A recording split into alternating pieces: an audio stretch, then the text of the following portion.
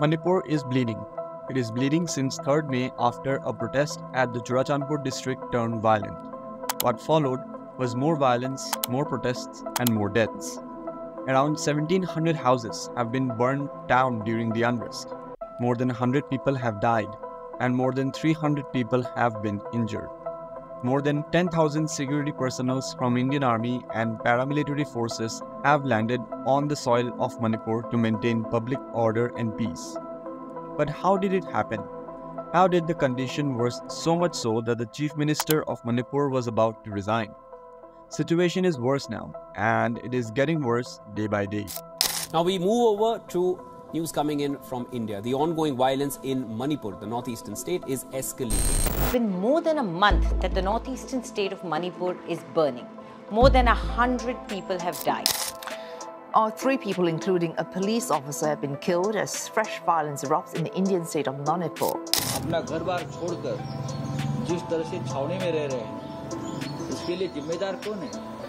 वहाँ के मुख्यमंत्री हैं. I have lots of Kuki friends since I was brought up there, and I love them still. And some of them, yes, they really betrayed us, but I still love them. Here we come! We are the indigenous people! We're gonna f*** you up! Yeppa. Atum baisan na samman tupon. Kajinu tum baitay ihin. Dada angang yadrenti.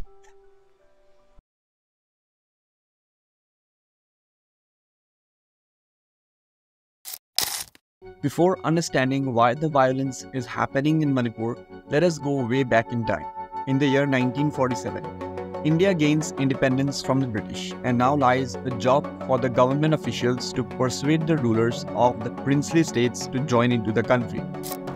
Like many, Manipur was a princely state, ruled by an independent king, Bodh Chandra Singh. In fact, he even drafted a new constitution in 1947 for Manipur. Democratic elections were held, Chief Minister was elected, and a state assembly was formed, all in 1948. But in 1949, he was called by some representatives of the Indian government to Shillong, and after some long negotiations, he signed the merger agreement which made Manipur a forever part of India. And here a new problem emerged. Many Manipuri communities believe that their king was forced to sign the merger agreement, which they thought was against the right to self-determination, or at least it should have been discussed in their own assembly. The not-so-transparent process developed tensions and trust issues between the Manipur locals and New Delhi. Now let us understand the demographics of Manipur. Manipur is a state located in the northeastern part of the country. It shares borders with Nagaland, Assam, Mizoram, and Myanmar. 90% of Manipur is covered with hills and mountains, and the remaining 10% consists of plain land or valley. Talking about the population, Manipur has mainly 3 communities of people: the Kukis, the Nagas, and the Meitei, along with 39 others. Out of 100, let's say 60% are people belonging to the Meitei community, and the remaining 40% belong to the Kukis and the Nagas. But problems arise when we talk about the control of land by each community. You see, Meitei people are in majority, but in terms of controlling the land, they are in minority. Only 10% of the land is controlled by them, whereas the remaining 90% are controlled by the communities living in the hills, that is the Kukis and the Nagas. Despite controlling less land, Meitei people enjoy a higher social status in Manipur. Meitei people often refer to the other hilly groups as Ho, which means backward. This status divide between these communities is another instance of developing tension in the state. Despite being the majority, Meitei people believe that they are becoming minority in their own land. They believe that illegal immigrants from Bangladesh and Myanmar are arriving in Manipur and settling there, costing their lands and jobs, because of which Meitei people are demanding the status of the scheduled tribe. It is somewhat concerning for the Kuki community and others living in the hills.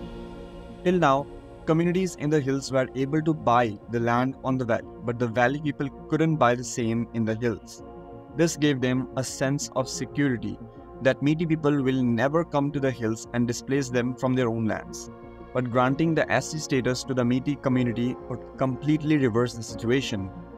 Kuki people fear that the Meeti community would come to the hills and destroy them, their lands and their forests by using the money. Kuki people have also been considered foreign or illegal immigrants many times by the Meeti people and also by many political leaders. They are believed to come through the border of India and Myanmar when political instability occurred in Myanmar. Now returning back to the story, when this matter of granting the ST status to Meeti people reached Manipur High Court, the judge gave a verdict, giving the state government the right to make a decision about the matter.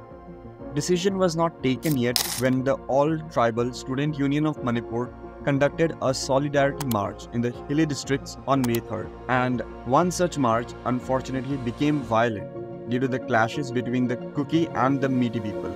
All these incidents play a crucial role in the degrading relationship between the citizens and the government of India. If you see the map of India, Manipur shares borders with Myanmar and is a close shot for China as well. Resolving the violence in Manipur can be a huge achievement for not only peace in the state but also for the whole northeastern part of India, which has seen such conflicts emerge from time to time.